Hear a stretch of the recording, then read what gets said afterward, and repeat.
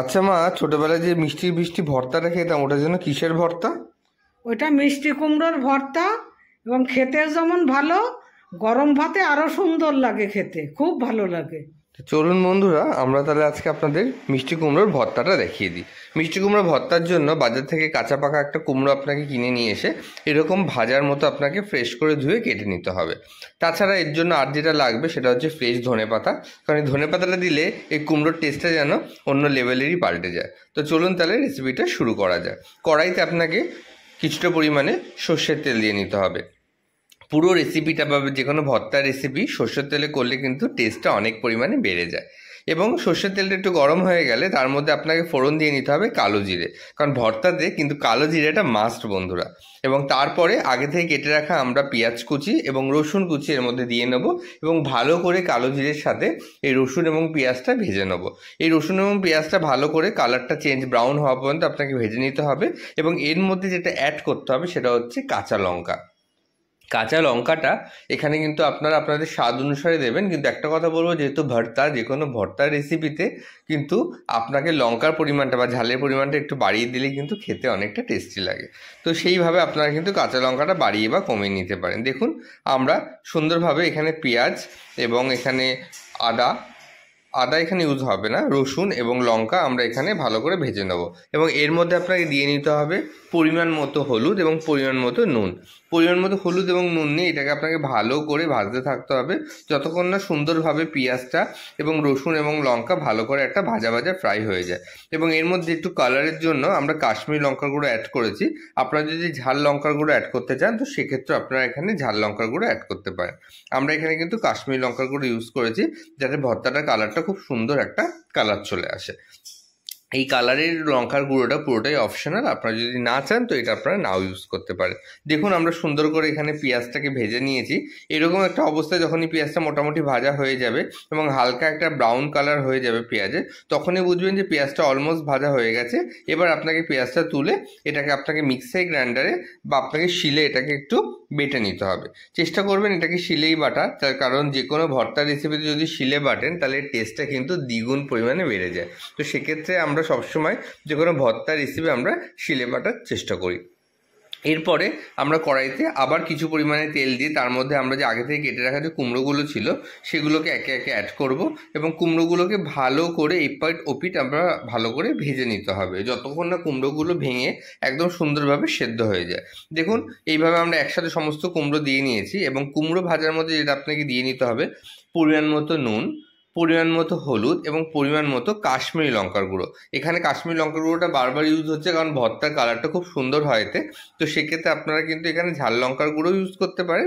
আমরা এখানে কাশ্মীরি লঙ্কার গুঁড়ো ইউজ করেছি যেহেতু এর মধ্যে অলরেডি কাঁচা লঙ্কা অলরেডি আমরা ভেজে তুলে নিয়েছি এবং পরে কিন্তু শুকনো লঙ্কা পোড়াও ইউজ করতে হবে। তো অত্যাধিক ঝাল হলে যে কোনো জিনিস খেতে অতটা সুস্বাদু হয় না, ওই জন্য আমরা পরিমাণ মতো কিন্তু লঙ্কা ইউজ করেছি। আপনাদের যেমন টেস্টের ব্যালেন্স সেই অনুসারে কিন্তু আপনারা লঙ্কাটা বাড়িয়ে বা কমিয়ে নিতে পারেন।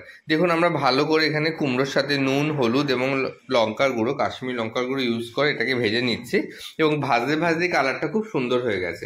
আমি কুমড়ো ভাজা খেতে বেসিক্যালি খুব ভালোবাসি, সেক্ষেত্রে কুমড়োর ভর্তার রেসিপিটা তো অসাধারণ লাগে।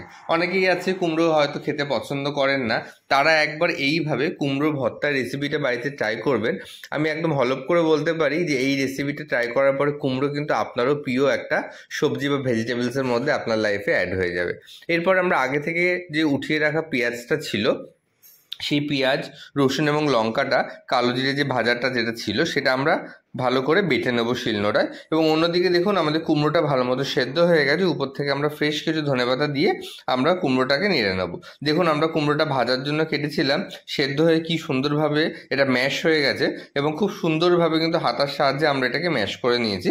আপনারা চাইলে পরে মানে ভাজা কুমড়ো নামিয়ে হাতেও কিন্তু এইভাবে ম্যাশ করে নিতে পারেন, কিন্তু যদি আপনারা এইভাবে হাতার সাহায্যে ম্যাশ করে আগে থেকে নেন সেক্ষেত্রে কিন্তু ভর্তাটা আরও বেশি সুন্দর হয়। এবং পুরো যে ভাজা পেঁয়াজটা ছিল সে সম্পূর্ণটা আমরা বাটি পাঠিয়ে নিই। কিছুটা পরিমাণে আমরা ভাজা পেঁয়াজ তুলে রেখেছিলাম, কিছুটা পরিমাণে আমরা এখানে পেঁয়াজ বেটে নিয়েছিলাম এবং এখানে কুমড়ো এবং ধনেপাতার যেই আমরা টেক্সচারটা মানে পেস্টটা রেডি করেছিলাম সেটা এখানে দিয়ে নিয়েছি এবং দুটো শুকনো লঙ্কা পুড়িয়ে আমরা এখানে রেখে দিয়েছি। এরপর আপনাকে কিচ্ছু করতে হবে না, জাস্ট এই লঙ্কা এবং নুনটা ভালো করে এখানে ভালো করে মেখে নিয়ে, মানে শুকনো লঙ্কাটা নুনের মধ্যে ভালো করে ভেঙে নিয়ে মেখে তারপর আপনাকে সমস্ত উপকরণ একসাথে মেখে নিতে হবে। এরপরেই কিন্তু আপনাদের মোটামুটি ভর্তাটা একদম 90% রেডি হয়ে যাবে। দেখুন কত সুন্দর লাগছে। এখানে আপনাকে কিন্তু পেঁয়াজটা আমি যেটা বললাম, হাফটা পরিমাণে আপনারা ভাজা পেঁয়াজ বেটে নেবেন এবং হাফটা পরিমাণে ভাজা পেঁয়াজ এখানে কিন্তু আপনারা গোটা রেখে দেবেন, মানে ওইভাবে রেখে দেবেন। তো এইভাবে এবার একসাথে সমস্তটা মিক্সচার করে আপনারা যখন এটা মাখবেন, তো সেক্ষেত্রে কিন্তু আপনার অলরেডি মাখতে মাখতেই বুঝে নেবেন যে ভর্তার টেস্টটা কী হচ্ছে। জাস্ট অসাধারণ লাগে এই ভর্তাটা এবং এটা কিন্তু গরম ভাতে খেতে জাস্ট জমে যায় বন্ধুরা, জাস্ট জমে যায়। অবশ্যই আমার মতো এই ভর্তাটা অবশ্যই বাড়িতে একবার ট্রাই করবেন এবং এটা কিন্তু আপনাদের জাস্ট মুখে লেগে থাকবে। এত গরম দেখুন, ও মাখার সময় আমার হাতে লাগছে, কারণ একদম ভর্তাটা গরম গরম নামিয়েছি। তো এইভাবে মাখার পরে দেখুন এরকম একটা টেক্সচার চলে আসবে সুন্দর করে এবং এটা খেতে বন্ধুরা দারুণ লাগবে। উপর থেকে আমরা কিছুটা সর্ষের তেলও দিয়ে নিয়েছিলাম ভর্তায়, তো সেই ভিডিওটা স্কিপ হয়ে গেছে, দেখানো হয়নি। আপনারা কিন্তু উপর থেকে একটু সর্ষের তেল ইউজ করে নেবেন এবং এই ভর্তাটা খেতে যতটা লোভনীয়, দেখতে তো অসাধারণ লাগছে এবং সেদিনকার দুপুরে জাস্ট গরম ভাতে জমে গেছিলো। আজকে যদি আমাদের রেসিপিটা আপনাদের ভালো লেগে থাকে, আমাদের ফেসবুক পেজটাকে ফলো করে দেবেন, ইউটিউব চ্যানেলটাকে সাবস্ক্রাইব করে দেবেন এবং এই ধরনের নিত্য নতুন ভিডিওর জন্য আমাদের পেজে ফলো রাখবেন। এবং আপনারা যদি অন্য কোনো রেসিপি বা হারিয়ে যাওয়া কোনো রেসিপি দেখতে চাইছেন, অবশ্যই কমেন্ট করবেন, তাহলে সেই রেসিপিগুলো আপনাদের সামনে দেখানোর চেষ্টা করব, যাতে এই রেসিপিগুলো আপনারা বাড়িতে বানান এবং আপনারাও কিন্তু এই রেসিপিগুলো যাতে পরবর্তী যে জেনারেশন তাদের মধ্যে ছড়িয়ে দিতে পারে। এইভাবে ভর্তাগুলোকে জাস্ট গোল গোল করে নিতে হবে এবং জাস্ট আমার মতো এরকম গরম ভাতে নিয়ে নিলেই ব্যাস রেডি। তো আজকে ভিডিওটা আশা করি আপনাদের ভালো লাগলো। আমার কিন্তু খেতে অসাধারণ লেগেছে। ভিডিওটা দেখতে আপনাদের যেমন ভালো লাগছে, খেতে যদি করেন বাড়িতে আরও দ্বিগুণ ভালো লাগবে। তো সেই জন্য অবশ্যই এটা কিন্তু হাইলি রেকমেন্ডেড একটা ভর্তা, খুব সহজে ঘরোয়া উপকরণে চটজলদি বাড়িতে করে নিতে পারেন এবং এই রেসিপিটা করলে কুমড়ো যারা না খায় তাদেরও কিন্তু কুমড়োর জন্য একদম প্রেম চলে আসবে। তাহলে অবশ্যই ভিডিওটা ভালো লাগলে কিন্তু শেয়ার করতে ভুলবেন না অন্যদের কাছে, যাতে এই রেসিপিটা অন্যদের কাছে ছড়িয়ে যেতে পারে। আর প্রচণ্ড গরম পড়েছে বন্ধুরা, প্রচণ্ড পরিমাণে জল খান, সুস্থ থাকুন, কারণ ভালো থাকার জন্য সুস্থ থাকতে হবে। আমার তো খাওয়া কমপ্লিট, টাটা।